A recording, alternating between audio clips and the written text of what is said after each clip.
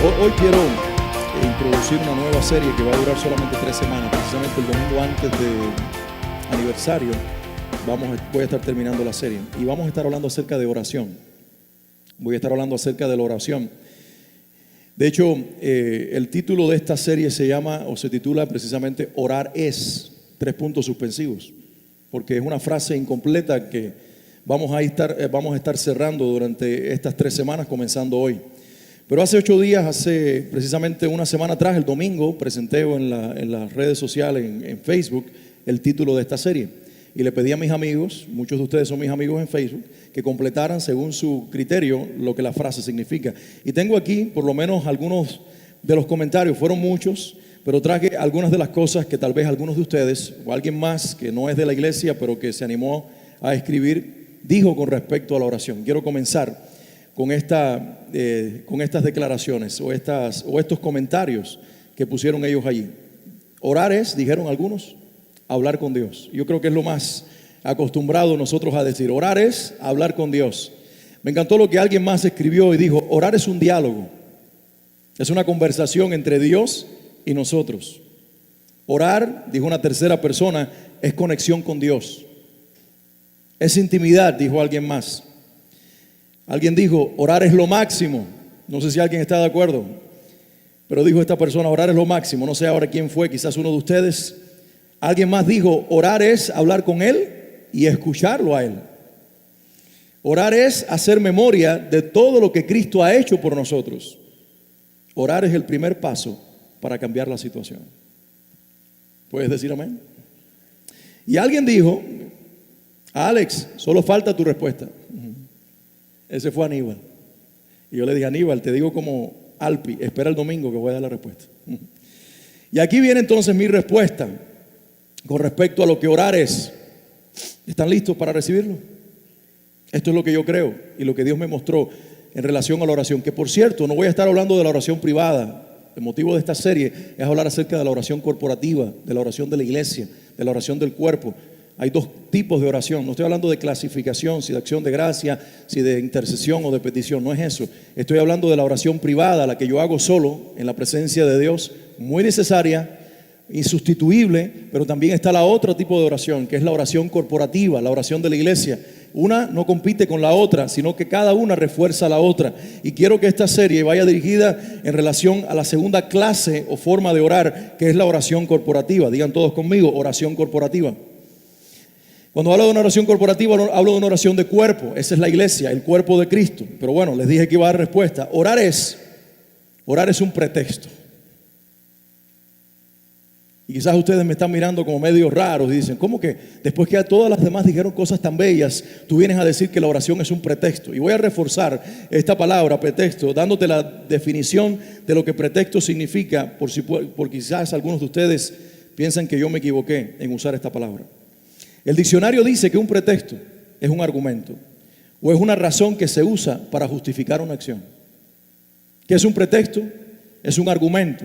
Todos digan conmigo: un argumento. ¿Qué es un pretexto? Es una razón que justifica una acción.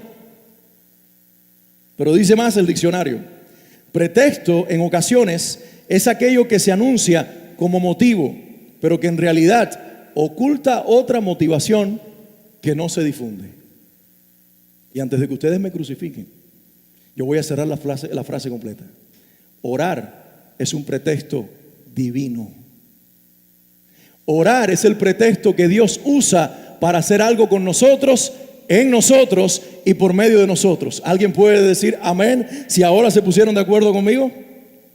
Orar es el pretexto de Dios para hacer algo. Charles Haddon Spurgeon, predicador del siglo XIX, un hombre que creyó en la oración. Su hermano John Spurgeon, él se metía debajo en aquella iglesia tabernáculo de London. Él construyó un edificio para la iglesia y creó una plataforma hueca de madera, pero debajo había un basement, había un sótano, porque ahí abajo estaba su hermano.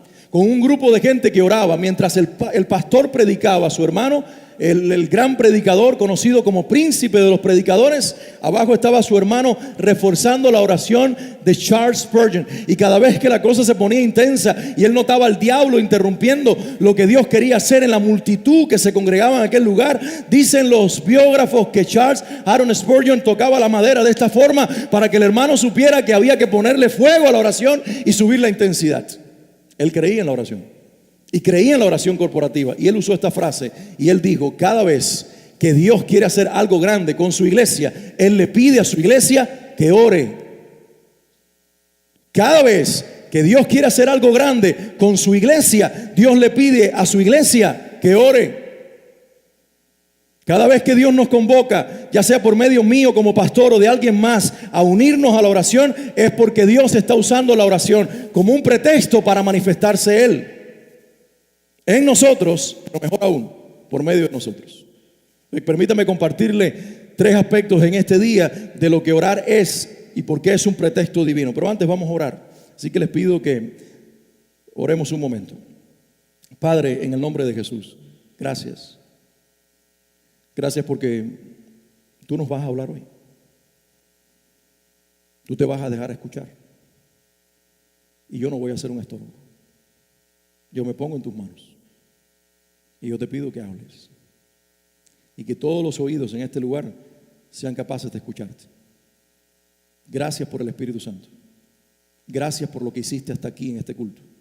Pero gracias por lo que vas a hacer a partir de este momento. En el nombre de Jesús. Amén y amén. En primer lugar, orar es un pretexto divino para provocar unidad en la iglesia. ¿Escucharon lo que dije? La oración es el pretexto que Dios usa para que la iglesia esté unida. Y quiero leer un pasaje que está en el libro de Hechos. Y dice Hechos capítulo 1, versículos 12 y 14. Ustedes quizás puedan allí escucharlo mientras lo leo o buscarlo en sus Biblias, pero lo voy a leer rapidito. Dice Hechos 1, 12 y 14. O al 14. Después los apóstoles regresaron al monte de los olivos de Jerusalén, o a Jerusalén, a 1 kilómetro de distancia. Y cuando llegaron, subieron a la habitación de la planta alta de la casa donde se hospedaban. Estos son los nombres de los que estaban presentes. Y pongan la atención a los nombres que yo voy a mencionar ahora, porque esto es muy necesario que nosotros lo tengamos en cuenta. Estos regresaron y son parte del grupo. Ellos no eran los únicos. La Biblia dice más tarde que llegaron a ser 120 en aquella habitación. Pero estos son los principales nombres que menciona aquí Lucas en Hechos 1. Y dice: estaban en aquella habitación presentes Pedro, Juan, Santiago, Andrés, Felipe, Tomás, Bartolomé, Mateo, Santiago, hijo de Alfeo, Simón el celote y Judas, hijo de Santiago. Todos se reunían y estaban constantemente unidos en oración junto con María, la madre de Jesús, varias mujeres más y los hermanos de Jesús. ¿Ustedes escucharon todos los nombres que dijeron aquí? Esto es una bomba lo que había en aquel lugar.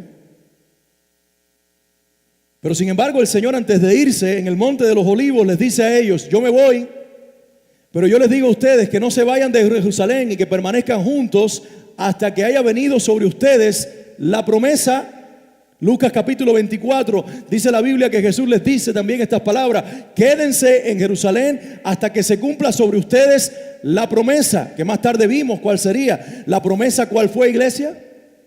La promesa fue el Espíritu Santo, pero es que ellos ya tenían al Espíritu. Porque Jesús, antes de irse, dice Juan 21, que Jesús se paró cerca de sus discípulos e hizo lo que Dios el Padre hizo con Adán. Cuando Dios creó a Adán del polvo, aquella figura humana que no tenía vida, ¿cómo recibió vida? Porque Dios sopló su aliento en ellos. Y dice la Biblia, y fue el hombre un ser viviente. Jesús, antes de irse al cielo, hizo lo mismo con sus discípulos reunidos. Él les dice estas palabras: no se vayan de Jerusalén, porque en Jerusalén va a ocurrir algo. Jerusalén es el epicentro de algo tremendo que va a ocurrir, y ustedes tienen que estar juntos. Y después que les dijo estas palabras, ¿saben qué hizo Jesús? Dice Juan. Jesús se acercó a ellos y dijo: reciban al Espíritu Santo. ¿Qué hizo Jesús? Sopló. ¿Y qué recibieron ellos? Al Espíritu Santo. Y pregunto, ¿y por qué tenían que esperarlo? ¿Por qué tenían que esperar al que ya tenían? ¿Será que hay cosas que Dios hace con nosotros y hay manifestación del Espíritu Santo que no es igual a la gente? Iglesia, lo primero que quiero que hoy tú entiendas antes de ir más adelante y darle respuesta a estas inquietudes que acabo de presentar, es que Dios nos convoca en un lugar específico para que nos reunamos a hacer algo específico que no es otra cosa que orar juntos. Digan todos conmigo, orar.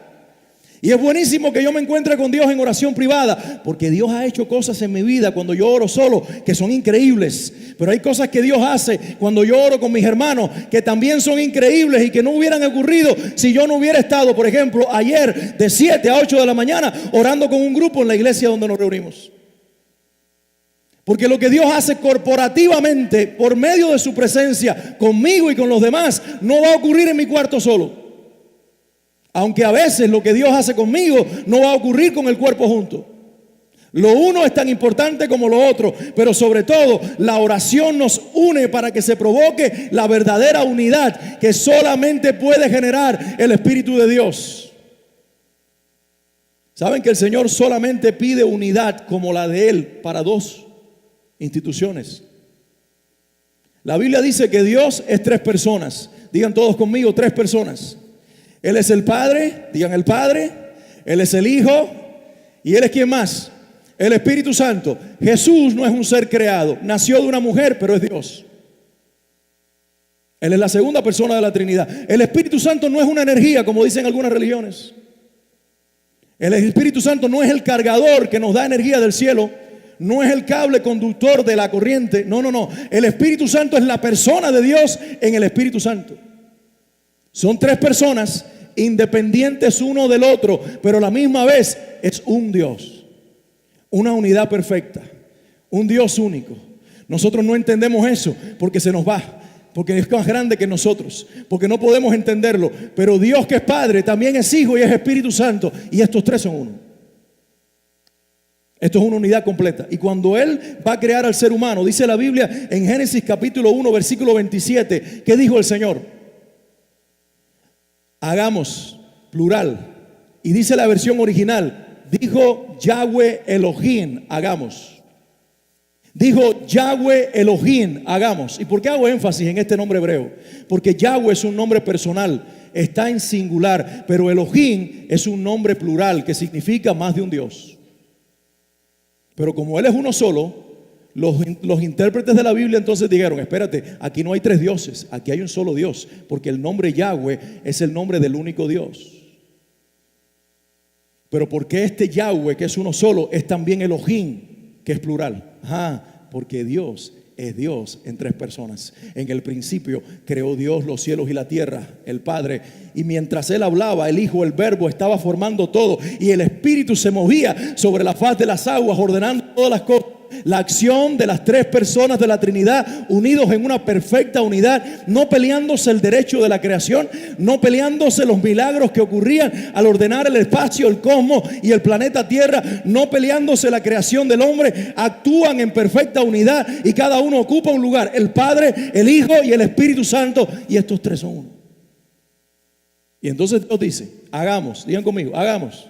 ¿Hagamos a quién? Hagamos al hombre. Y vamos a hacerlo a nuestra imagen y semejanza. ¿A imagen de quién? De Dios. ¿De Dios quién?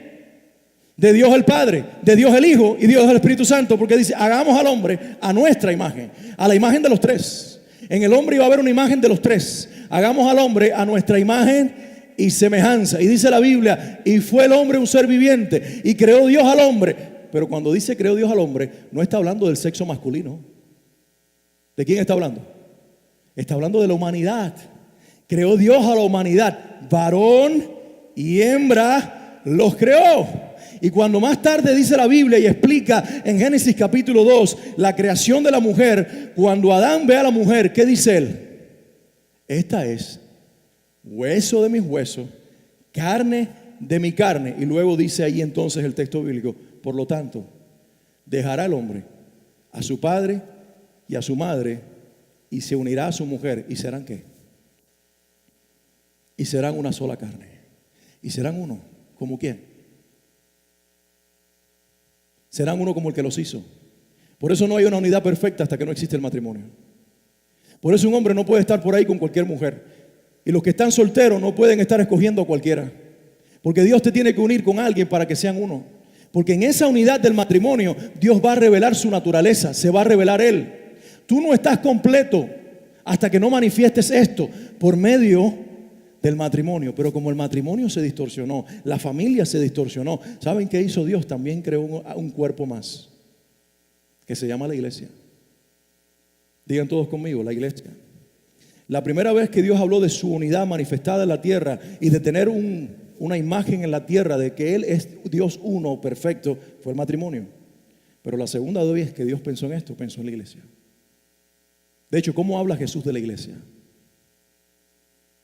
Él habla de su novia, habla de su esposa. Maridos, amen a la mujer como Cristo amó a la iglesia y se entregó así por ella. Y habla desde una forma matrimonial, de un pacto, de un matrimonio entre Cristo, el novio, la iglesia, la novia. Juan termina el Apocalipsis diciendo en los últimos capítulos, y la iglesia dice ven, la novia dice ven.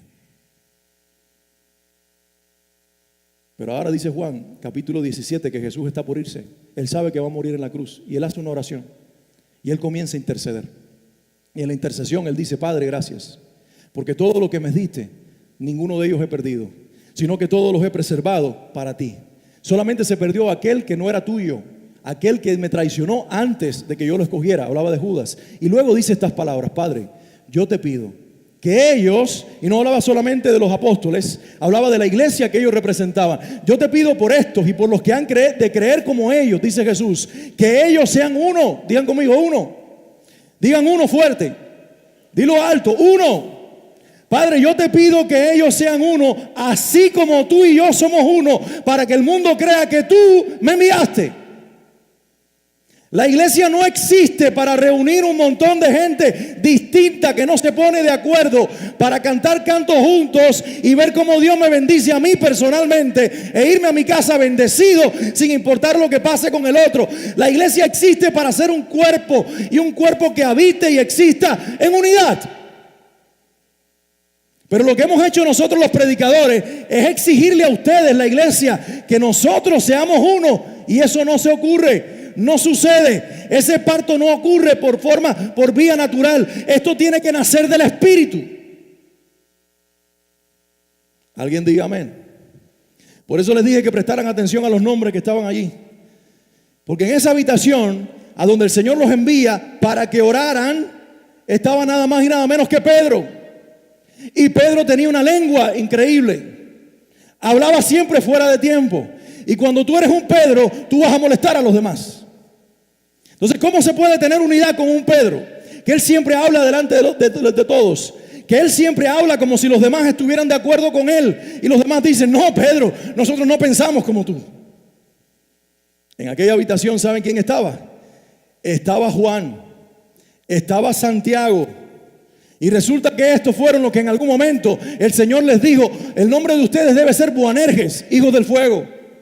Porque ellos, cuando las cosas se salían de las manos de Dios, ellos pensaban que se podían salir de las manos de Dios. Lo que ellos pedían era que descendiera fuego del cielo y quemara a la gente. Imagínate cómo una iglesia puede ser unida con alguien que lo que pide es juicio y no gracia. Que lo que pide es que si alguien cayó, lo que hay que ponerle el pie y acabarlo de matar. Y esos eran los tipos que estaban dentro de la iglesia.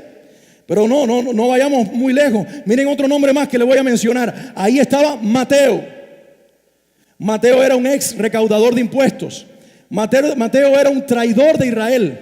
Mateo se había aliado con el imperio romano para cobrarles impuestos a los judíos y sacarles el dinero y él volverse rico. Y por ambición y por amor al dinero había traicionado a su patria. Y Mateo estaba allí con el resto de los que él había traicionado. ¿Tú crees que puede haber unidad así? Peor aún, junto con Mateo y los demás estaba Simón. Y la Biblia dice entre paréntesis, el celote. Digan todos conmigo, el celote. ¿Saben quiénes eran los celotes? Eran los radicales judíos. Algo muy parecido a lo que hoy vemos como islamismo radical. Esos eran los judíos que ponían bombas en las esquinas. Digo, no había bombas en aquel momento, pero si las hubiera habido, ellos las hubieran inventado para explotarle la cabeza a alguien. Ellos usaban los cuchillos para cortar los cuellos de la gente. Ellos mataban a los que hacían alianza con Roma. Ellos mataban a los romanos. Ellos mataban a los que eran como Mateo. Y resulta que el Señor mete a Mateo junto con un celote en una misma habitación. Claro, él estuvo 3 años y medio con ellos, pero ahora están solos. A lo mejor dice Simón: Jesús, te fuiste, no estuviste 3 años y medio, yo esperé que hicieras algo con este publicano. Ahora este es mi momento para cortarle la cabeza. Entonces no estamos muy lejos cuando en la iglesia algunos pensamos diferentes a otros, hablamos en lugar de los otros y enojamos a otros. No estamos muy lejos cuando hay radicales cristianos en la iglesia que todo el tiempo están pidiendo juicio de Dios, y hay otros que son más sueltos en su andar, que comprometen más sus principios como Mateo, porque están más enfocados en su bienestar que en el de los demás. Hay de todo en la iglesia.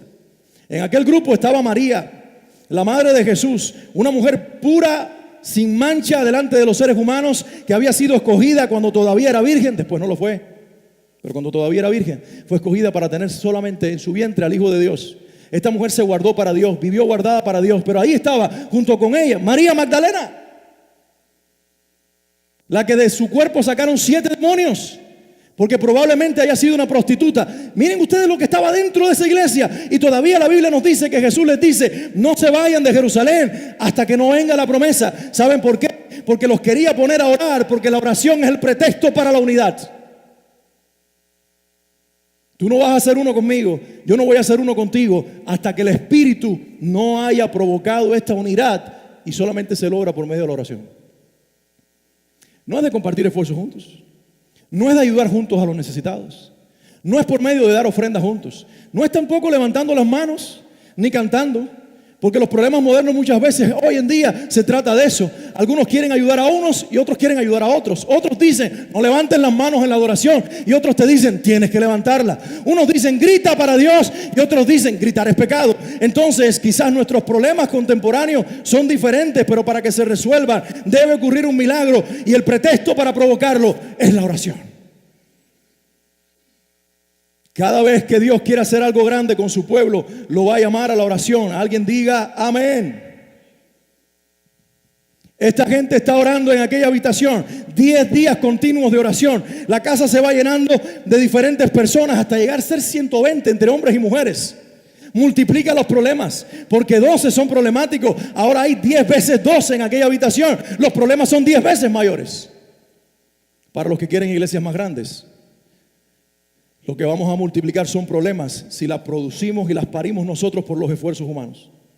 Las iglesias grandes, bendecidas, que duran años, son nacidas en el Espíritu, y las almas son paridas por el Espíritu. Por eso dice la Biblia que Él era el que añadía a la iglesia los que iban siendo salvos. Porque el Señor dice: ustedes van a ser llenos de mí, van a predicar el Evangelio, yo voy a añadir nuevos creyentes, porque si los traen ustedes, mi amiguito, y comidita y fiestecitas para que la gente venga a la iglesia, eso va a ser un caos multiplicado a la era en potencia. Pero cuando yo paro las almas, yo las uno en oración, los unos con los otros. No importa si uno es celote y el otro es publicano, si uno es Pedro y el otro es Jacobo, si uno es hijo del fuego y el otro es Juan el melancólico, todos tendrán una misma experiencia y serán llenos de la unidad perfecta del cuerpo de Cristo.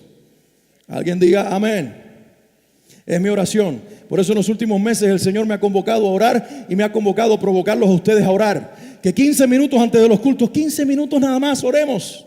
Que nos metamos en la iglesia que nos prestan, la iglesia Veriana, y oremos 1 hora cada sábado. Son pocos los que llegan, porque orar siempre va a ser contrarrestado por el diablo. Porque el diablo, como dijo un pastor en República Dominicana, Sugel Michelén, el diablo no le impresiona las iglesias llenas, al diablo le impresiona y le preocupa las iglesias llenas de Cristo. Y por eso el diablo siempre va a poner trabas, porque él sabe que la iglesia solo se llena de Cristo cuando la iglesia está unida.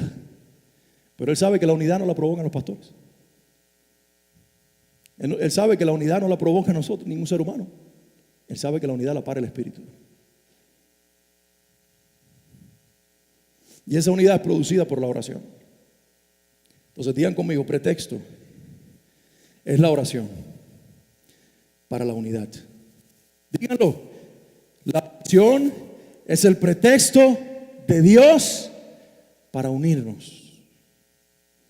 En segundo lugar, la oración es el pretexto divino para traer la llenura del Espíritu.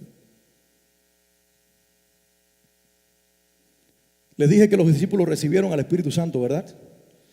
Muchachos, yo me voy, pero antes de irme quiero hacer algo, les dijo Jesús. Acérquense. y sopló.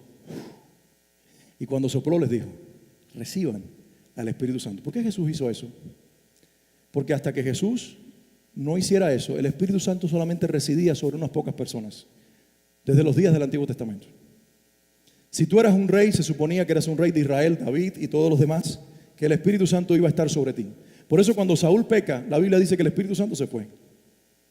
Porque el Espíritu Santo iba y venía de acuerdo a las actitudes o los pecados o la santidad de la persona. David tenía el Espíritu Santo sobre él. Símbolo de la unción del Espíritu Santo, el aceite que echaron sobre su cabeza. Los profetas, Isaías, Daniel, Jeremías y todos los mencionados en la Biblia tenían al Espíritu Santo, pero el resto del pueblo no. El Espíritu Santo estaba sobre funciones específicas y sobre personas particulares. Y en los días de Jesús, el Espíritu Santo estuvo sobre Juan el Bautista, y cuando llegó Jesús, Juan dice, es necesario que Él crezca y que yo disminuya. Pero resulta que cuando Jesús se va a ir, Él hace esto y dice, muchachos, voy a soplar sobre ustedes porque se acabó el monopolio del Espíritu. Voy a soplar sobre ustedes porque a partir de este momento todos los que creen en mí van a ser sellados con el Espíritu Santo, bautizados con la presencia del Espíritu Santo. ¿Alguien dígame? Los pentecostales y otras denominaciones bautistas, presbiterianos han estado peleando desde que surgieron los pentecostales. En el año 1900 y algo, aquí en Azusa Street, ocurrió un milagro sobrenatural. Un predicador bautista negro, William Seymour, que no fue el que comenzó el movimiento, él fue a una iglesia bautista blanca. Y el pastor de la primera iglesia bautista de Los Ángeles empezó a orar y a decirle a Dios, Padre, te necesitamos al Espíritu Santo. Y aquella reunión de oración hizo que la First Baptist de Los Ángeles, una iglesia blanca de gente pudiente, recibiera una investidura del Espíritu Santo sobrenatural. Pero cuando aquella gente comenzó a manifestar al Espíritu Santo, no de acuerdo a la época, porque ellos cantaban muy reverente, ellos eran gente muy tranquila, y de momento se alborotaron.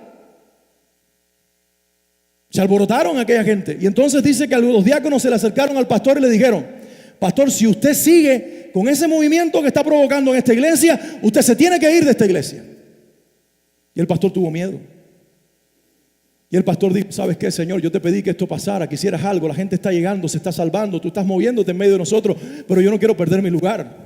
Yo no quiero que la gente se incomode conmigo. Yo no quiero que pase esto. Y entonces él aplacó o apagó al Espíritu Santo. Por eso dice Pablo, no apaguen al Espíritu Santo. Más bien discierne las profecías, pero no apagues al Espíritu Santo. Y resulta que ahí en la congregación había asistido por algunas semanas otro pastor negro de otro lugar, un hombre humilde que le faltaba un ojo por un accidente que había tenido, que apenas dicen que podía hablar. Su nombre es William Seymour. Y ese hombre, cuando vio que aquello se estaba disipando, él dijo, Señor, yo no puedo dejar que se apague el fuego que tú prendiste en este lugar. Si vas a arder sobre una sola persona, arde sobre mí. ¡Pah! Y Dios lo enciende. Y lo enciende de tal forma que tiene que salirse de aquel lugar y meterse en una casita, en una calle llamada Azusa Street, en una casa de madera insignificante.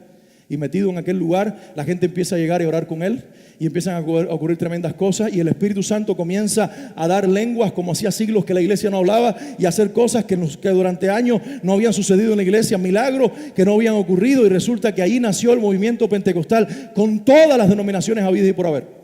Pero naciendo el movimiento pentecostal, empezó una bronca en la iglesia impresionante. El mismo William Seymour dice antes de morir, fracasé en poner el vino nuevo en un odre viejo. Fracasamos en el movimiento en poner el vino en una estructura vieja. Porque entonces ellos comenzaron a decir, si tú no hablas en lenguas, tú no tienes al Espíritu Santo. Porque no entendían que la Biblia habla de más de un bautismo. Digan conmigo, bautismos. Digan bautismos. Juan el Bautista predicó de 3 bautismos. Él dijo, yo no soy el Mesías, sino que viene uno después de mí, del cual no soy digno de desatar la correa. Yo los bautizo con agua. Digan conmigo, bautismo de agua. Es el primero que menciona Juan. Pero dice, el que viene después de mí, él los va a bautizar con Espíritu Santo. Segundo bautismo. Y luego usa una conjunción para unirlo, para decir que este otro bautizo también lo provoca la misma persona, Jesús. Dice, el que viene después de mí los va a bautizar con Espíritu Santo y fuego. Es decir, que hay 3 bautismos. Te bautizas en agua cuando crees, El Espíritu te bautiza al creer y te sella, dice Juan, dice Pablo más tarde, Efesios capítulo 1, versículo 13, habiendo creído en Él, fuiste sellados con el Espíritu Santo de la promesa. Eso es lo que creen los bautistas, de ahí vengo yo. El Señor te puso un sello, yo lo creo, está contigo, no va a irse, es la garantía. Pero eso no es todo, iglesia. El Espíritu Santo tiene que bautizar a la iglesia con fuego. Porque en Pentecostés, cuando oyeron el viento recio sobre cada cabeza, 120 cabezas, había una llama de fuego como una lengua sobre ellos. Ellos tenían al Espíritu Santo dentro, pero no lo tenían encima de ellos. El bautismo del Espíritu Santo para salvación, tú lo tienes y es una garantía de tu salvación. El bautismo de fuego te tiene a ti y te aplasta a ti. Por eso aquellos hombres que estaban metidos por miedo dentro de una habitación, no tuvieron miedo de salir a la calle. Y cuando decían, están borrachos, escuchen esto, están borrachos, porque cada uno hablaba, 120 personas hablando idiomas diferentes. ¿No les parece eso locura? ¿No les parece eso desorden? Es que el Espíritu Santo es el especialista en alterar el orden humano para traer el orden del cielo, que a veces parece desorden. No lo hace todas las veces, pero cuando lo hace es con un propósito particular. 120 personas hablando con voz amplificada. Uno decía, Jesus love you. El otro decía, Jesús te ama. El otro decía, Rakatan, en el idioma cualquiera. Raukenhausen decía el otro en alemán. Y por allá, imagínense ustedes qué locura. La primera vez que esto sucedió, Dios tuvo que separarlo porque fue confusión, Babel.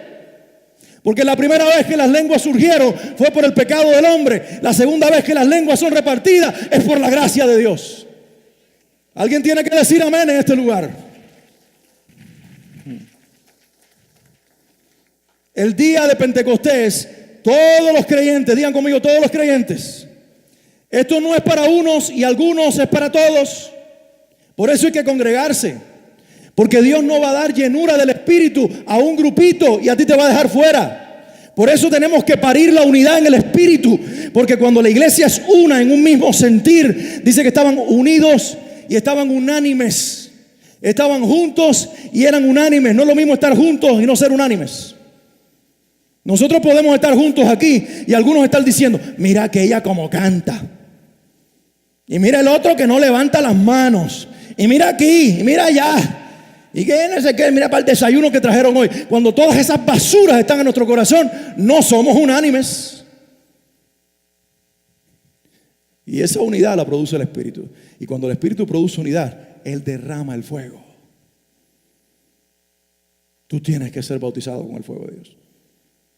Porque lo que va a traer un avivamiento en Miami no es una iglesia llena de gente, es una iglesia llena de Cristo.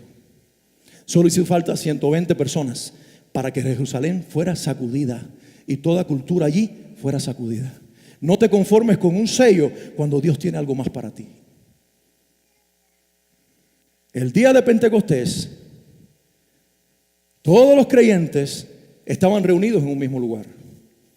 Digan conmigo, de repente. Digan, de repente. Porque eso es lo que hace el Espíritu de repente. De repente se oyó un ruido desde el cielo, parecido al estruendo de un viento fuerte e impetuoso, que llenó la casa donde estaban sentados. Y luego algo parecido a unas llamas o lenguas de fuego aparecieron y se posaron sobre cada uno de ellos. Y todos los presentes, digan conmigo, todos los presentes, dice la Biblia, fueron llenos del Espíritu Santo. Esto fue un bautismo de llenura del Espíritu. Por eso dice el mismo Pablo en Efesios 1:13, que Él te sella con el Espíritu cuando crees, pero en Efesios 5:18 te dice que tú debes buscar ser lleno del Espíritu Santo todos los días. Fueron llenos del Espíritu Santo y comenzaron a hablar otros idiomas conforme el Espíritu les daba esa capacidad. Por eso escuchen esto, los conciertos cristianos no van a sustituir la oración. Lo que Dios hace con una iglesia que ora, no lo hace con una iglesia que canta. A menos que lo que cantemos sea una oración. Y lo que me gusta de la música moderna o de las canciones modernas es que son oraciones a Dios. Pero si tú no entiendes esto y solamente cantas una canción y no oras, y no aproveches ese momento para orar, y no aprovechamos ese momento corporativo para orar mientras cantamos, estamos perdiendo la oportunidad de que la música se convierta en un momento y que el canto se convierta en un momento para clamar corporativamente por ser llenos de Dios. Te digo algo más al respecto. Las prédicas como esta, las clases de escuela dominical, las conferencias cristianas, los seminarios y las convenciones cristianas no pueden lograr lo que solo hace Dios por medio de una iglesia que ora.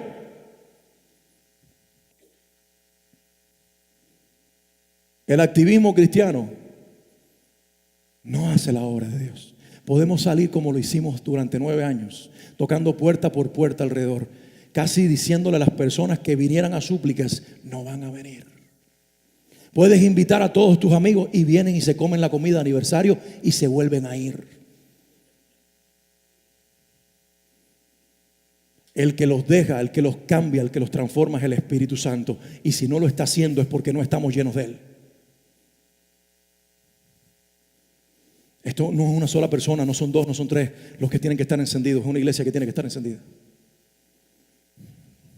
Porque esto no es una obra de 3 personas, ni de 2, ni de 5. Esto es una obra del Espíritu Santo con todos los creyentes. Dijo, y lo puse en las redes sociales el día de ayer, esta frase de J.C. Ryle: la oración y el pecado nunca van a vivir juntos en el mismo corazón. O la oración consumirá el pecado, o el pecado va a ahogar a la oración. Cuando una iglesia no puede orar, cuando los creyentes ponen trabas para orar, cuando preferimos cantar, estudiar la Biblia y predicarla y no oramos, es porque estamos en pecado. Porque el pecado consume la oración. Así que se puede predicar, se puede cantar y se puede hacer muchas cosas en la obra de Dios generadas por el activismo humano, pero solamente se puede orar cuando es provocado por el Espíritu que nos quebrantó y nos aplastó. Y solamente seremos llenos del Espíritu Santo cuando lo pidamos hasta el cansancio. Queremos que Miami reciba el toque, la visitación y el avivamiento producido solo por una persona, el Espíritu de Dios. Pero para eso una iglesia tiene que orar. Y por último, la oración o el orar es un pretexto divino para asombrar al mundo alrededor nuestro. Digan conmigo, para asombrar. Claro, hoy como nunca antes en el siglo XXI, la generación posmoderna, como la definen los sociólogos y psicólogos, es una generación similar, dicen los teólogos, muy parecida a la del primer siglo del nuevo cristianismo, del cristianismo que surgía. En el primer siglo la gente quería, dice, los judíos piden señales y los griegos quieren conocimiento. Y esas son las 2 características de nuestra generación. Quieren conocimiento intelectual y señales. Nuestra juventud quiere probar por medio de la razón que Dios existe, pero a la misma vez quieren tener experiencias sensoriales de que Dios es real. La misma característica de la generación del primer siglo, porque posiblemente, como dijo aquí el Espíritu a través de Joel, lo confirma a través de Pedro, lo que sucedió en Pentecostés fue el comienzo y no un evento separado. Él dijo, como dijo el profeta Ezequiel, todo el Espíritu será derramado sobre toda carne.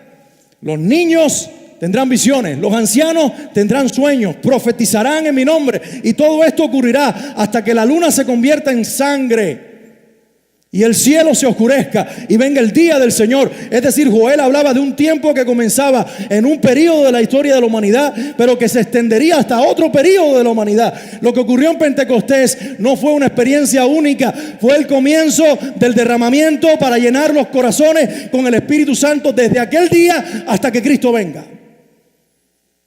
Y el diablo no ha querido eso, por eso produjo movimientos eclesiásticos religiosos. Roma, aún la iglesia de la Reforma, movimientos calvinistas, movimientos de toda clase que apagaron el fuego del Espíritu, que convirtieron en tradición la doctrina, que hicieron legalismo del cristianismo, pero que no tenían fuego. Porque una vez más, Satanás no le teme a lo que sabes de la Biblia, le teme al Dios de la Biblia que vive dentro de ti. Dice aquí Hechos, estaban totalmente asombrados. ¿Cómo puede ser?, se preguntaban. Todas estas personas son de Galilea y aún así las oímos hablar en nuestra lengua materna. Es decir, tenían acento, sabían que eran de una región, que no podían hablar aquellos idiomas, pero había ocurrido un milagro. Aquí estamos nosotros, los partos, los medos, los elamitas, gente de Mesopotamia, de Judea, de Capadocia, de Ponto, de la provincia de Asia, de Frigia, de Panfilia, de Egipto y de las áreas de Libia, alrededor de Cirene, visitantes de Roma, tanto judíos como convertidos al judaísmo, cretenses y árabes. Y todos oímos a esta gente hablar en nuestro propio idioma acerca de las cosas maravillosas que Dios ha hecho. Y quedaron allí maravillados, digan conmigo, maravillados y perplejos. ¿Qué querrá decir esto?, se preguntaban unos a otros. Cada vez que Dios quiere asombrar a una generación, es una señal de su existencia que corrobora la prédica de la iglesia. Y esta gente dice: no, aquí hay gente hablando con acento galileo, pero conocen mi idioma. Nicky Cruz, el predicador pandillero de Puerto Rico, no sabía hablar inglés todavía. Cuando se convierte a Cristo y tiene que hablar a los jóvenes en inglés, pandilleros como él lo había sido, él dice un día: Señor, yo voy a hablarle a estos muchachos, mi inglés es broken English, yo no sé hablar inglés. ¿Podrás hacer que el Espíritu Santo me permita hablar inglés?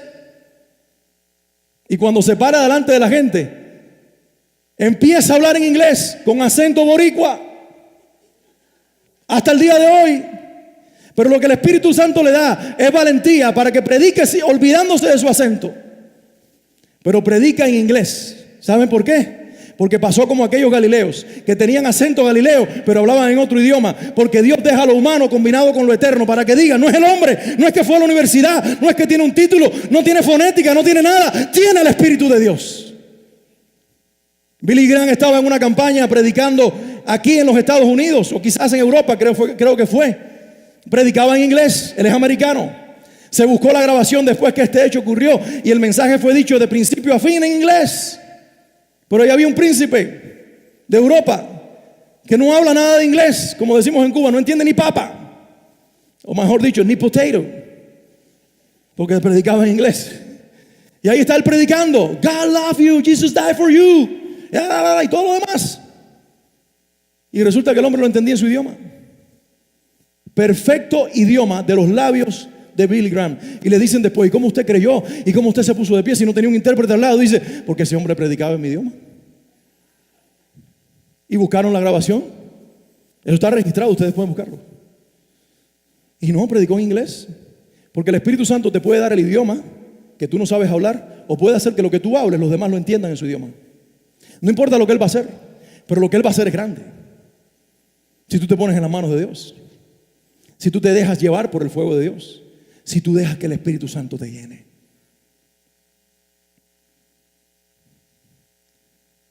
Dios no quiere, miren, lo que pasa hoy en día es ¿sabe por qué no nos llena el Espíritu Santo? Porque la mentalidad de nosotros es venir a recibir. Y Dios parió por medio de Jesús una iglesia que tiene que tener una mentalidad de dar. La iglesia que nace en Jerusalén no es una iglesia que pedía algo para ellos. Ellos pedían valentía para predicar. Ellos decían: Señor, nos están persiguiendo, pero no te pedimos que quites la persecución, te pedimos que nos des más valentía para predicar. Y te pedimos que además de esa valentía, ahora metas tu brazo aquí en la iglesia y hagas que las portentos, las señales y las maravillas se manifiesten, para que estos locos que nos persiguen se trastornen. Y dice la Biblia: y luego, por medio de los apóstoles, el Señor hacía pues señales, prodigios y maravillas. Porque cada vez que le pides a Dios que mueva su mano, Él la va a mover a través de ti, porque tú eres su mano. Así que, iglesia, en este día yo quiero cerrar. Yo no puedo provocar nada, yo no puedo hacer nada. Yo simplemente puedo decirte lo que el Espíritu me dijo que te dijera: que orar es un pretexto que Él creó. Primero, para que nosotros, la iglesia, gente tan diferente, con culturas tan distintas. ¿Tú sabes lo que es meter cubanos con dominicanos? Eso es gritería. ¿Tú sabes lo que es poner suramericanos donde hay caribeños? Eso es impresionante. ¿Tú sabes lo que es poner a cantar un ecuatoriano aquí con gente que viene de Cuba? Eso es una locura. Pero es que el Espíritu ahora te dice: Daniel, tú no eres de Ecuador. Alex, tú no eres de Cuba. Tú no eres de Santo Domingo. Tú no eres gringo. Tú eres del Espíritu. Tú naciste de Dios. Tú tienes una ciudadanía en el cielo. Tú eres extranjero y peregrino. Tú estás sobre la tierra de paso. Tu naturaleza es de la tierra, la carnal, pero la espiritual es de arriba. Únete con el de arriba para que te una con los que están a tu lado. Primero tiene que haber una unidad vertical para que luego haya una unidad horizontal que es producida por el mismo Espíritu de Dios. Y se acaban las nacionalidades, y se acaban los idiomas, y se acaban las culturas. Y comemos mofongo con arroz con gris. Eso es una locura. Porque entonces ocurre un milagro. Metemos tortillas mexicanas y le metemos adentro un chicharrón. Y nadie se escandaliza. Y si eso ocurre con nuestras comidas, eso va a ocurrir con nuestras mentalidades. Eso va a ocurrir con nuestra naturaleza. Eso va a ocurrir con nuestra forma de adorar. Esta iglesia nació para amar a Dios, para servir al prójimo y para adorar. Pero a la manera de Dios y no de los hombres. A la manera de Dios y no de los hombres. Cierro con esta historia. En Guatemala hay un sitio que provocó el avivamiento de toda la nación. Las iglesias más grandes posiblemente en Latinoamérica o en Centroamérica están en Guatemala. O por lo menos donde más iglesias grandes hay. Pero hay un pueblito que solamente tiene 20,000 habitantes. O tenía en aquel entonces. Finales de los 80, principios de los 90. Almolonga. 20,000 personas viviendo en aquel sitio. Parecía un pueblo tranquilo porque no hay tanta gente. Pero dicen por ahí que pueblo pequeño, infierno grande. Y eso describía Almolonga. Había pecados, había relaciones adúlteras, había vicios con el alcohol, había robos, había asaltos. Aquello era una locura. Pero ¿saben? No podemos dejar de mencionar esto. En Almolonga también había cristianos. Había todo tipo de vicios, de pecado. Había mucha maldad, pero dice la Biblia que donde abunda el pecado va a sobreabundar la gracia. Almolonga tenía un distintivo más, una miseria impresionante causada por una sequía que no permitía que la tierra produjera nada. Era tierra infértil. Y los cristianos comenzaron a orar: Señor, te pedimos que bautices nuestra tierra, que bendigas nuestra tierra y que llenes al pueblo de Dios. Y que el pueblo de Dios predique tu evangelio para que se salve Almolonga. Y oraban, y el Señor produjo un solo espíritu. Y permitió que los cristianos de todas las denominaciones, los grupitos pequeños, las iglesias pequeñitas que estaban allí, se pusieran de acuerdo e hicieran oraciones juntos. Y los pastores ya no se peleaban. En aquel momento no había títulos, no había nadie que era más grande que el otro. No, aquí todo el mundo estaba deseando que Dios manifestara a Cristo en Almolonga. Almolonga fue el epicentro de uno de los grandes avivamientos en toda Latinoamérica. De hecho, ustedes pueden ir a la internet y poner Almolonga, Guatemala, y lo primero que te va a salir es la fotografía de los vegetales que nacen en esa tierra y de los frutos de la tierra. Los frutos de esa tierra son comparados con las uvas de las cuales habla la tierra de Canaán, la Biblia. Que había que cargar los racimos de uva sobre palos en 2 hombros de hombres que los llevaran. Las frutas de Almolonga son igual de gigantescas. La tierra que no producía nada, de la noche a la mañana fue bendecida con lluvia. Comenzaron a salir nutrientes que no tenía. La tierra comenzó a ser prosperada. No solamente esto, los bares comenzaron a ser cerrados. Los borrachos se empezaron a convertir. Y las 4 prisiones que había en un pueblo de 20,000 personas, las cerraron las 4 porque ya no había delincuentes. Eso es un avivamiento. Avivamiento no es gritería dentro de 4 paredes. Que la gritería que adentro produzca el avivamiento de afuera. Avivamiento es cuando Dios asombra al mundo y transforma la ciudad. Avivamiento es cuando Dios toma no los nombres conocidos, sino a los cristianos anónimos para cambiar al mundo. Y tengo que terminar, porque tengo que predicar en otro lugar al cerrar aquí. Pero quiero que ustedes entiendan esto. La iglesia de hoy y este diseño es muy bonito y es muy cómodo, pero este diseño que nosotros hicimos de auditorio griego no es la iglesia. En este diseño hay una plataforma donde se supone que el ungido suba y que el ungido hable. Pero en el diseño de Dios no hay un solo ungido. Dice Juan, todos tienen la unción del santo. En el diseño de Dios no es un pastor el que bendice a la iglesia, es el Espíritu Santo el que bendice a la iglesia. Porque yo soy una oveja antes de que ser pastor. Porque yo soy un hijo antes de ser pastor. Yo lo único que hago es predicar y no sé ni por qué lo hago. Bueno, porque le dije que sí a Dios. Pero no hay ninguna diferencia. No se crean el cuento del cristianismo moderno de que fulanito de tal me impuso las manos y ¡puf! Y que aquel día, aquí el único que toca y sana es Dios. Aquí el único que toca y bendice es Dios. Aquí el único que es grande es Dios. Aquí el único que es grande es Dios. Si a uno le vamos a dar la gloria, sea a ti, Jesús. Yo quiero 4 personas que vengan para acá rápido. 4 personas. Y quiero cerrar con esta ilustración. Gracias. Ustedes valen por 4, no 2 más. Ok. Eso es, miren a Jesús, miren. Híjole. Ya 5, ven, Osvaldo. Ven, Rolly. Ven. Cabe más. Pónganse de frente para mí. Esta es la imagen de iglesia que tenemos hoy. Ellos vinieron, en primer lugar, a recibir algo. Y eso no está mal. Pero tampoco está yuyo. Eso no está mal en el sentido si la motivación con la que vinieron a buscar es que lo que reciban, se lo den a otros. Pero cuando yo vengo para llenarme, ¿y cómo estuvo el culto hoy? Buenísimo. Y me sentí a Dios. ¿Tú sabes que nosotros no venimos para sentir a Dios? No. Nosotros venimos para experimentar a Dios en la fe en este lugar. Y en la medida que lo experimentemos nos vamos a llenar de Él. Primero se le cree y luego se le experimenta.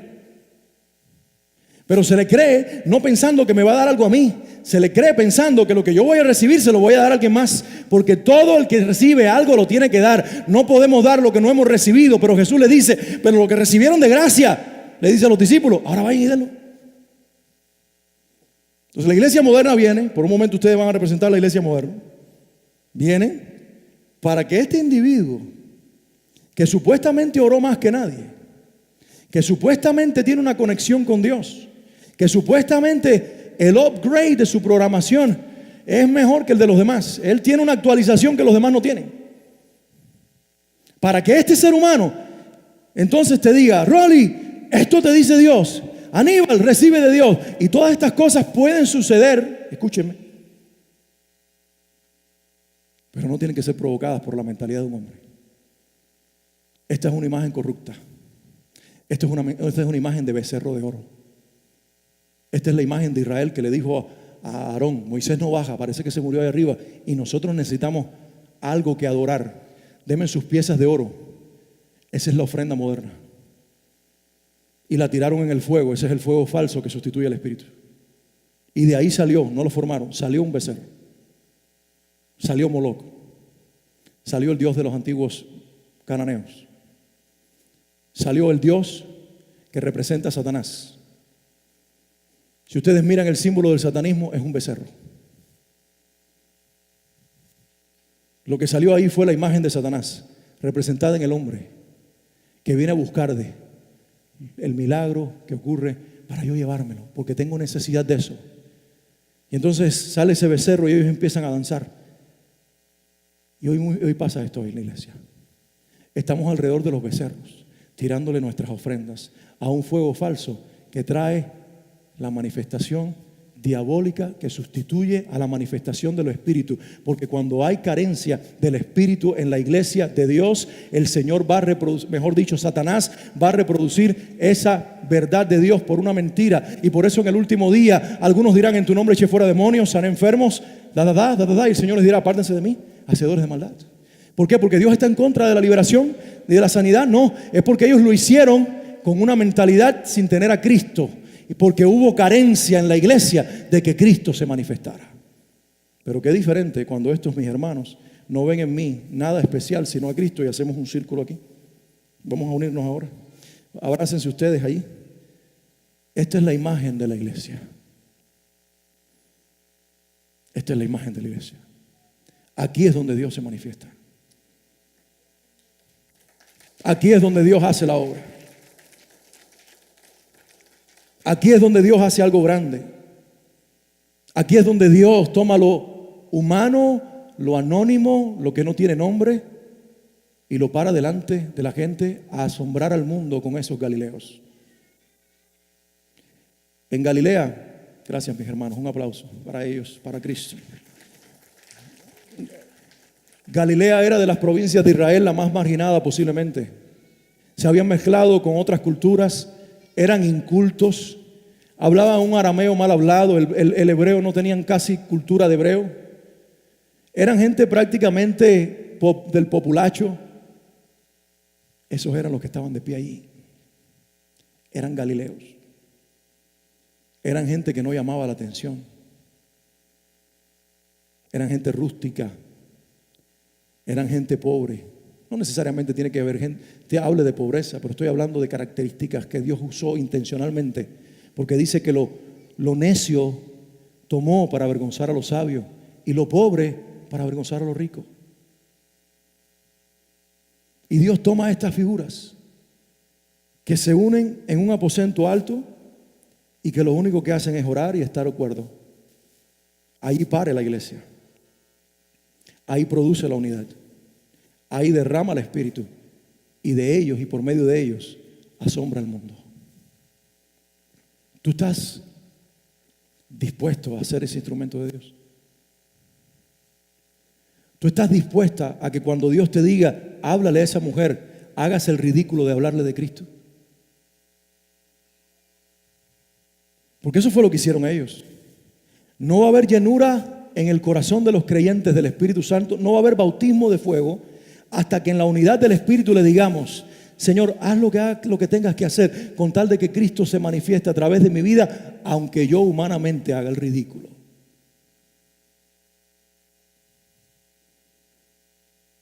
Pedro se para delante de la multitud y dice, están borrachos. ¿Y los borrachos qué hacen? El ridículo. Pedro se para delante de la multitud y algunos decían, palabreros. Otros lo criticaban, otros decían, los más religiosos, que hablaban por parte de Satanás, como lo habían dicho de Jesús. Porque si le hicieron esto, dijo ese Jesús, al árbol verde, ¿qué no harán con las ramas secas? ¿Estás dispuesta, estás dispuesto a parir esta unidad por el Espíritu para hacer el ridículo en Miami? Porque esta iglesia no será lo que Dios quiere que sea hasta que no esté llena de cristianos, llenos del Espíritu Santo. Que no tengamos mayor motivación que dejar ver a Cristo a través de nosotros. Yo he tenido que vivir la experiencia por mucho tiempo en los últimos años de pararme frente a multitudes de gente que no son cristianas y hacer el ridículo. Pero yo le digo cada vez que me paro frente a ellos, Señor, yo no vengo a hablar aquí de nadie más, ni de nada más que de Jesucristo. Y las personas me miran, algunos como diciendo, ¿de qué está hablando este tonto? Pero yo le digo, Espíritu Santo, mientras yo esté hablando, yo quiero ver la manifestación tuya en este lugar. Y veo los hombres más duros llorando como niños. Y las mujeres llorando a raudales. Los que me miraban con cara de loco, después están llorando, suplicando ese Dios, ese Señor. Porque hasta que tú como iglesia y yo como iglesia no estemos dispuestos que Dios aplaste nuestra humanidad y no nos importa cómo nos veamos ni cómo nos miren, sino que nos importe Cristo, no vendrá un avivamiento sobre la ciudad. Pasaremos inadvertidos, cumpliremos año tras año e Iglesia Cristiana de Miami será una congregacioncita de creyentes raquíticos que lo único que saben es cantar y escuchar la Biblia predicada. Pero ustedes no son eso. Ustedes son gente grande en el reino de Dios. Ustedes son siervos y siervas de Dios. Ustedes son creyentes que tienen el sello del Espíritu Santo. Y ustedes quieren ser llenos del Espíritu Santo. Clamemos, iglesia. Si tenemos que cambiar y alterar nuestros cultos hasta que el Señor lo haga y no haya prédica en este lugar más que oración y alabanza, hagámoslo. Pero Dios tiene que hacer algo grande, que toda la gente escuche el viento recio que sopla en este lugar y vea el fuego de Dios y no el del hombre que se manifiesta en esta casa. ¿Estás dispuesto? Yo simplemente oro en este lugar y tengo que cerrar. Si estás dispuesto, te quieres poner de pie como una señal de que lo vas a hacer.